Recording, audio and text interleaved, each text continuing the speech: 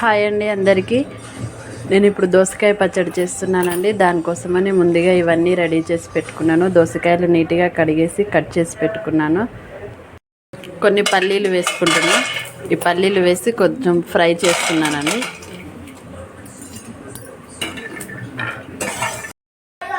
ఇప్పుడు అదే ప్యాన్లో మళ్ళీ కొద్దిగా ధనియాలు, జీలకర్ర, కొద్దిగా మినప్పప్పు,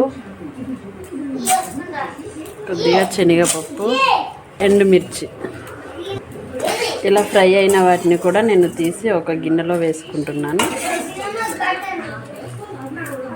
ఇప్పుడు అదే ప్యాన్లో కొద్దిగా ఆయిల్ వేస్తున్నానండి. పచ్చిమిర్చి ఫ్రై అయిందండి. ఇప్పుడు ఇందులో కట్ చేసి పెట్టుకున్న దోసకాయ ముక్కలు వేస్తున్నాను. ఇవి కొద్దిగా ఫ్రై అయ్యాయండి.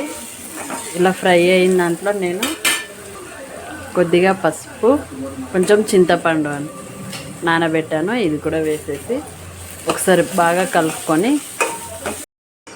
ఇది బాగా ఫ్రై అయిందండి. దీన్ని కాసేపు చల్లారనివ్వాలి. పల్లీలు ఇందులో వేసేసి నేను ఒకసారి మిక్సీ పడతాను. తిందని నేను పక్కకు తీసుకుంటున్నానండి.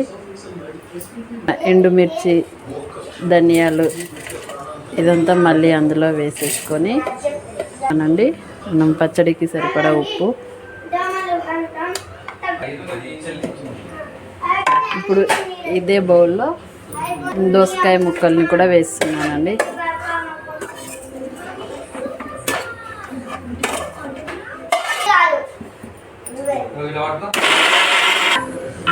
పచ్చడి రెడీ అయిపోయిందండి. ఇప్పుడు ఇది మళ్ళీ ఒకసారి పోపు వేసుకుంటే అంతే అండి. ఎంతో టేస్టీ అయిన దోసకాయ పచ్చడి రెడీ అయిపోతుంది.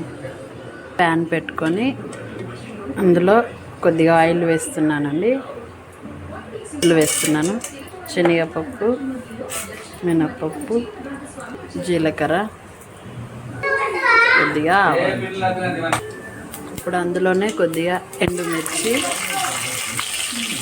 కరివేపాకు ఇవి ఫ్రై అయిన తర్వాత మనం మిక్సీ పట్టి పెట్టుకున్న దోసకాయ పచ్చడి వేస్తున్నానండి. ఇందులోనే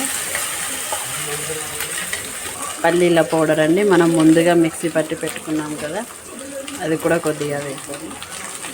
ఎంతో టేస్టీ అయిన దోసకాయ పచ్చడి రెడీ అయిపోయింది.